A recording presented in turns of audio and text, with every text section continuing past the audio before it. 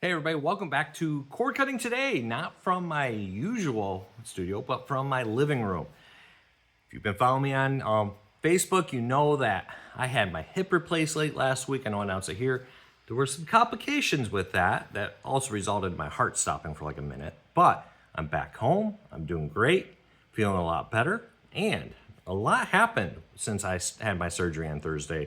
So I'm gonna run through these few here, maybe a little bit shorter of a video, but before I got into it all, I wanted to say a huge thank you to everybody for your support. I really do appreciate it. So with that said, let's dive into some news. Let's get back to life and enjoy life. All right. YouTube TV's got some big changes coming up. We're going to break down everything happening there. Fubo loses NBC Universal channels. Now there's shots going back and forth between Fubo and NBC Universal on who's to blame. Break that down. Paramount, Comcast, and Netflix have submitted bids to buy Warner Brothers Discovery. We'll tell you what we know about those and a whole lot of other stories to cover here. With all that said, if you want to learn more about these, come up with your own opinions as I give you mine here. Check out the show notes in the first pinned comment. I'll put a link to each story there so you can read them for yourself. Come up with your own opinions. I'll love to hear from you. All right, let's dive into it. Starting off with big changes coming to YouTube TV. YouTube TV has some big changes coming up with their new deal with Disney and NBC Universal and Fox and Paramount that they struck this year. That's going to allow them to do a few things. Number one, first, they're going to be able to launch cheaper live TV packages. Now, they reportedly have about 10 million subscribers, and they've been trying to grow that. It's projected that they will become the largest provider of live TV in the United States, jumping Comcast and Spectrum in the years to come. And they hope to do this by offering similar cheaper packages that we've seen from places like Fubo and DirecTV. How that'll play out, we'll have to wait and see. But the number one package they seem most excited to do, and they've talked about for years, is a cheaper sports-only focused package where you'll be able to get a cheaper collection of sports channels. That was a big part of their fight with Disney, and Disney has agreed to allow them to do that. When it's launching and what price it'll be, we don't know yet, but we do know it's coming. We'll watch that very closely. Also, by the end of the year of 2026, though I don't think it's going to take that long, ESPN Unlimited is going to be bundled into YouTube TV. Now, there's a big difference here compared to how others have done this. Others have just allowed you to take your, for example, YouTube TV login and log into ESPN Unlimited's app and access the content there. YouTube's actually struck a deal where they can build the content that they don't currently offer from ESPN Unlimited into the YouTube TV app. For example, most of their content's already there. You can already go and get the ESPN channels, for example. But there's some content like WWE content that's exclusive to YouTube TV or to ESPN Unlimited. I apologize, I'm still on a lot of meds that YouTube TV doesn't have. And with this deal, YouTube TV will be able to build that into there. Now, they say this will happen by the end of 2026. I suspect it will happen earlier than that, but they kind of said that's the latest that this build-in will possibly happen. We'll keep a close eye on all that.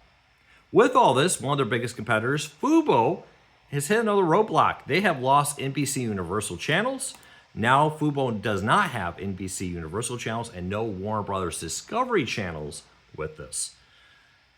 We'll see how this plays out. Now, they went dark late on Friday. You probably saw my video I did from the hospital bed. Thanks everybody for the nice support there.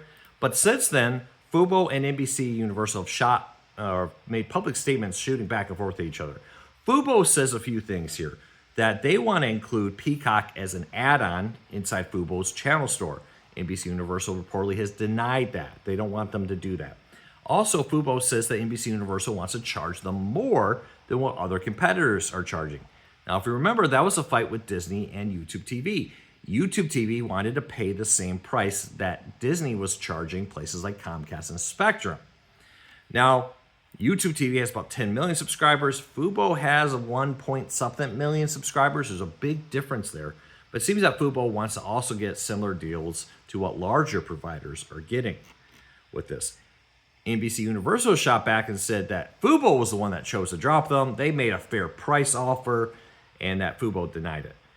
Very typical chatter back and forth. Now, this happened late on Saturday. Things like this change quickly, but because of that, it does tell me a little bit that Fubo and NBC Universal, at least as of Saturday when this was these statements were made, we're still very far apart and probably not close to a deal. We'll have to watch it closely. These things have a way of changing very rapidly, and what happened on Saturday could be totally different on Sunday or Monday or Tuesday. So keep that in mind. All right, Paramount, Comcast, and Netflix have submitted bids. Last Thursday, when I was having my surgery, was the deadline to submit a bid to buy Warner Bros. Discovery in an auction-style deal that would see Warner Bros. Discovery be up for sale in all or in part. Now, reportedly, Paramount's the only one of these bidders, and there's rumors there may be one or two more. Amazon's one of the potential other ones, but we have not had confirmation of that.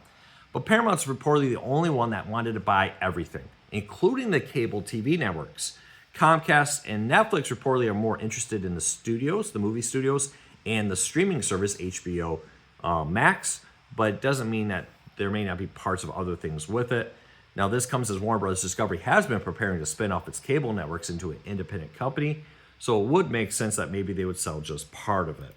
Now, Netflix did, according to reports of Bloomberg, say that they would continue to release movies produced by Warner Bros. Discovery in movie theaters, that they wouldn't make them just Netflix exclusives. There's been some contrary reports that said that that would only be for the remainder of whatever contracts they have, but new contracts will probably see them making them Netflix exclusives. We'll wait and see. But just because bids have been submitted doesn't mean any of these deals are going to work, as Warner Bros. Discovery needs to actually like the deal and think they're high enough. We'll keep an eye on that. Today in TV history was a big one over the weekend. Toy Story turned 30 years old. On November 22nd, 1995, the original Toy Story was released and ended up eventually grossing $373 million on a $30 million budget, helping it grow. Any big Toy Story fans here kind of submitted Pixar as a movie studio and changed movies, at least how they're animated going forward. All right, if you're looking for some Black Friday deals, Friendly TV has an early Black Friday deal. You can get the service for just 99 cents a month for a limited time. Friendly, a live TV streaming service, usually under $10, includes Hallmark channels and others, is now offering a special deal, 99 cents for Friendly. Also, speaking of deals, one deal is not as good as it used to be. Excuse me here, one second. Don't mind my kids' toys behind me. But T-Mobile is ending its free Apple TV Plus for some customers. Now, it's still going to be cheaper, but they're going to be asking you to pay $3 a month if you want to continue to get Apple TV Plus with this. So if you want it, it's cheaper, but it's no longer free on T-Mobile customers there.